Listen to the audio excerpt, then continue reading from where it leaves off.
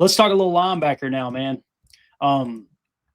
Every week I'm expecting Isaiah McDuffie to kind of take a step back, and kind of come back to reality a little bit because we've seen him play for several years, right? And every week it doesn't happen.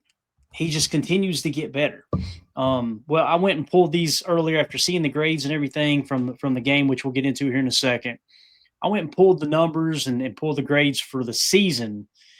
And I don't want to say to my surprise, but to my delight, I guess you could say, we've got two linebackers that are grading out in the top 20 amongst all linebackers in the league right now. All right. So Is Fred Warner still at the top of the list? Oh, yeah. He'll always. That's insane. When's the last time he played a down of football? He's still at the top of the list. Yeah. Fred Warner is just monster. Yeah. He's the prototypical linebacker. Yeah. Right? And there was people that gave the Lions hell over drafting Jack Campbell. I liked that pick personally. I hated it. I liked it, but I hated it. I was like, man, Jack Campbell's a dog. And then when the Lions took him, I'm like, I hate that pick. But Devin Lloyd with Jacksonville having a good season, right? We could go down the entire list. We won't. But again, the point is, at number 16, Isaiah McDuffie with a 74.5. Number 18, Edgerrin Cooper with a 73.6. We've talked about Quay Walker, and obviously Isaiah McDuffie filled in for Quay. We were wondering, okay, are they just going to put McDuffie in the base and let Hopper run in the nickel? No, they had Isaiah wear the green dot, and this defense, I mean, they didn't miss a beat. Now, this isn't the dog Quay. I feel like Quay is having one of his better years, even though PFF disagrees. But if you're the general manager and you got that offer on the table for Quay, we know there's an offer that's been made that already leaked out. And Quay's kind of holding out like, let me prove I'm worth more, right? Well, now he gets banged up with the stinger, and your backup comes in and kind of, I don't want to say Wally Pips you, but, he comes in and plays well. I imagine that's got to put a little more pressure on Quay to go, maybe I need to take this contract, right? But also on the other side, and I don't know the inside football aspect of once you make an offer, is it kind of bad pull to pull that contract out from under them and go, all right, the offer's no longer on the table. Do you set a deadline or what have you? But I'm just wondering, we know they love Isaiah McDuffie. We know he knows the defense because he wears the green dot. We know he's under contract this year and next year, I believe, if I remember correctly. He signed a 2-year contract this offseason. Or do you think they'll move forward with McDuffie and pull that offer from Quay? Do you think they'll keep the offer on the table? Because that is kind of a bad look if all of a sudden, nope, it's off the table now. And do you think maybe Quay is now looking at this like, okay, I probably need to take this contract? How do you feel about it? Because I'm very indifferent on the whole thing. Quay is an athletic freak. You line Quay up and Isaiah McDuffie up next to each other on the playground and go, which one you picking? I'm picking Quay, right? Dude's a specimen. But man, what Isaiah's putting on tape right now is just phenomenal. He's playing lights out football right now. I agree 100%. And I think when it comes to, Goody and the boys at 1265, I would say that they're probably not going to pull the offer. I would think the offer is going to stand. I don't think it's going to change. I don't think they'd pull the rug out from under Quay. And I don't want to speak for Quay, but you look around, you just missed a week. You caught a nasty stinger, and those, stingers can hang around too. He might be good to go Thursday and re-aggravate it and be out again. We don't know. It's tough, but I don't see Quay rushing to sign just because of missing some time. And I don't see the Packers full on, giving up on the idea of signing Quay. That's kind of where I'm at right now. I think the offer is the offer. If he's going to test the market after this year, he's going to test the market. It is what it is. He knows what's on the table from Green Bay. We know Goody has a history of, here's my offer. If you like it, sign it. If you don't, sign somewhere else. We don't see a lot of counter offers or, too much negotiating. And then the other thing you worry about, like with McDuffie playing as good as he's been playing, I wonder at what point do we have a conversation about, are there progress stoppers out there for Tyron Hopper? Because I thought Tyron Hopper looked pretty good in the base yesterday. And it's kind of our first real look at him getting like meaningful reps in this defense, as opposed to just, filling in or playing special teams. So I think there's a lot of questions swirling around that linebacker room. Not to mention, like you said, hey, we might be picking to the middle or bottom of the draft this year. Doesn't mean you can't hit on a linebacker again, draft another one. So I think there's a lot of questions that are going to be answered here in the near future. But to answer your question, I don't think the Packers are going to pull that offer out from underneath Quay. I wouldn't anticipate it changing. I think I'm with you there. Now it's going to come down to Quay whether or not he wants to accept that offer or just say, all right, I'm going to plan on hitting free agency. I do feel comfortable saying I don't think the Packers will come back to him and offer more. They're probably looking up going, you know what? As someone said in the chat right here, where it is, Doug says here in the chat, he says that loss isn't looking as bad as it seemed at the time. That's how I feel. But again, it's only one game. Right? Yeah. So I'm trying to curb the enthusiasm there, Doug, but I know exactly what you're saying, man. Chris, you make a great point about McDuffie too, right? Like we've been talking about him off and on these past couple of seasons. And the one thing that's true is he has steadily gotten better. Like the improvement is real. You can see it in the numbers. You can see it on the tape.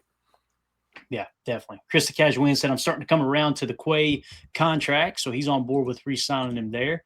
Biz 1987, it's a good problem to have. Amen to that, man. Amen. Yep. Dave C says, Hopper always was a not quite as good Cooper, kind of why it was surprising to draft them both in the same year. And I understand your point there, Dave. I don't think that they look at it like, okay, we're going to get this guy, but we'll also add him and they'll both be great. I think that GMs, although they won't say it in the public, whatever arena, they look at it the same way. They look at it from a reality standpoint of, listen, we think he's a great prospect, but the hit rate on draft picks are low for everybody, right? Yep. There's nobody who's truly like figured it out. There's some that are better than others, but the hit rate is so low. If you got a need, take multiple swings. It's just like we talked about with Evan Williams. Evan Williams, we had Javon Bullard with a much higher grade, right? Well, they draft Bullard in the second, and they come back and they get Evan Williams in the fourth. Well, Evan Williams ends up being a better pro right off the bat than Javon Bullard. Well, now you got Javon Bullard starting to creep up and playing better football, right? So if they hadn't taken two swings, we'd still be looking for our safety, I believe, alongside Xavier McKinney, if that makes sense. So I think that's what GMs are doing a little bit more, Tim, is they're kind of – put it this way. If you could have taken two swings at center, and I know where they were picked, it wouldn't have worked out that way, but if you couldn't taken two swings at center to make sure you get the right one, and you would have let's say the draft picks would have fell in a sense that you could have taken our boy Creed Humphrey and Josh Myers, then we'd be looking up going, we got a hell of a center in Creed Humphrey, and you just let Josh Myers walk, right? Like you kind of double dip there. Center's probably a bad example to use there, but you know what I'm saying? Yeah, the logic is there. And like you said with Bull and E. Will, like that's a great example too. Yeah, maybe Bullard was, less serviceable as a safety. But, man, he's a hell of a nickel corner, man. And like you said, trending upwards. And then you got Evan Williams who's, balling out of control right now. So to me, that's a hit and a hit right there, varying degrees of it, right? You got a double and a triple there. We'll take that all day. Yeah. Coach Lynn says we need Quay for sure. As I read that, Coach, I immediately thought, God forbid either Cooper or McDuffie gets hurt, right? Imagine not having Quay on the roster and one of those guys get hurt, and now it's Hopper and who I'm trying to think of, who is it, Nyland or whatever his name is, the backup to the backup linebacker. You'd probably be at Iola's own Christian Welch at that point. Right. So the fact that even if they do decide, all right, let's let McDuffie start over Quay because maybe he's not 100% healthy, or maybe they just like the hot hand that McDuffie has right now, it's nice to know you have Quay in reserve, right? So I'm with you, Coach. Regardless if he's starting or not, we need Quay. Got to have Quay. For sure. It's just, as always, it's a boring argument or a boring comment, but it's at the right price always. So, all right, that's going to do it for the linebacker talk. Let us know in the comments what you guys and gals think about McDuffie and the Quay conversation. Which one would you go with? If they're both healthy, would you just pop Quay right back in the lineup? Or are you a little hesitant? Would you rather see McDuffie? And how do you feel about Quay's contract as well? Let us know in the comments. We want to hear from you. Make sure you hit subscribe and click that bell icon so you're notified when we go live here in the future. That's going to do it for hour one of the show. We'll be back here in just a second for hour two. For those of you listening on the pod, where we're going to cover a little bit of Daniel Whelan talk, not much, but I want to show a clip that's absolutely awesome, and then we'll dive into the PFF grades. We'll see you on the other side for hour two. We appreciate you. For those of you listening on the pod, welcome into hour two. Tim, this video here, I'm risking getting hit with a copyright, and I don't even care. Because this is one of the coolest videos I've seen. The Packers tweeted this out. We were talking about, putting the backspin on the ball. I'm going to turn the sound down because there is music playing, so it's going to be boring to people in here watching it with us. But this is going to show. Watch how Whelan drops this ball on the foot, and notice the backspin that he puts on the ball to get it to jump backwards on that fumble. All right, watch this. Just notice how he drops the ball here, guys. This dude is a technician. Look at that. Right on the nose. Now look at the backspin for that ball to hit the turf and come right back. I mean, this dude, Tim, he is so damn good at his job, man. So good at his job. And then, of course, Zane Anderson fighting for the ball, doing a great job recovering it. Yep. There you see Christian Welch coming in. Yeah. Hopper. Bo Melton. Yeah. Evan Williams all down there. I love it. And again, great point, Clayton. You got a technician back there and a guy with a thunder leg. He can boot the hell out of it, but he's also accurate. And putting a little English on there. I love it, man. That ball did exactly what it needed to do and allowed Zane to make the play that he did. We broke that down this morning talking about the football IQ, but none of that happens if you don't hit a good one there. So Big shout out to the Irishman, Danny Whelan. I mean, just a perfect kick. And again, I know it may be boring to some people. Why are we talking about punter? That right there was the play of the game. I was just going to say, how can it be boring? This is what tilted the game right here. Mm-hmm. I mean, we had a drive stall right before that punt.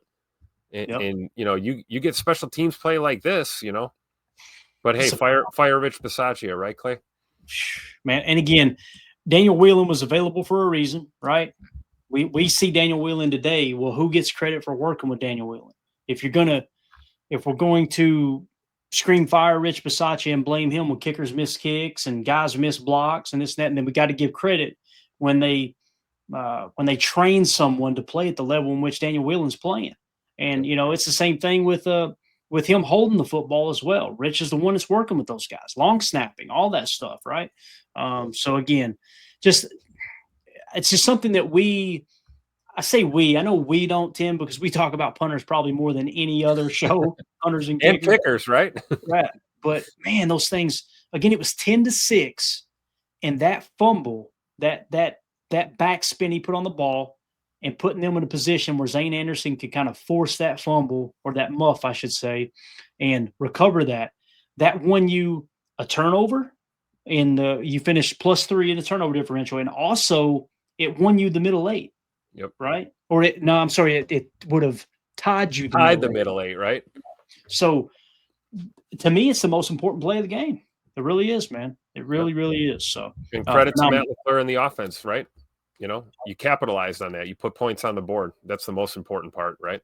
Yeah, absolutely, man. So again, Daniel Whelan just continuing to I want to see that dude be an all-pro, man. We've got to sooner or later, he's got to get recognized because he's become one of the most consistent. He always had that flash, that boom, and that precision, and now it's consistency. It's just every time he kicks the ball. I'm expecting him to miss one, and he does. I'm not going to rake him over the coals. I'm like, he was due for one, right? Yeah. But he just never misses. He never misses, man. So, yeah, there you go. Gray matter. Surely Pat McAfee has more punter time. I don't know, man.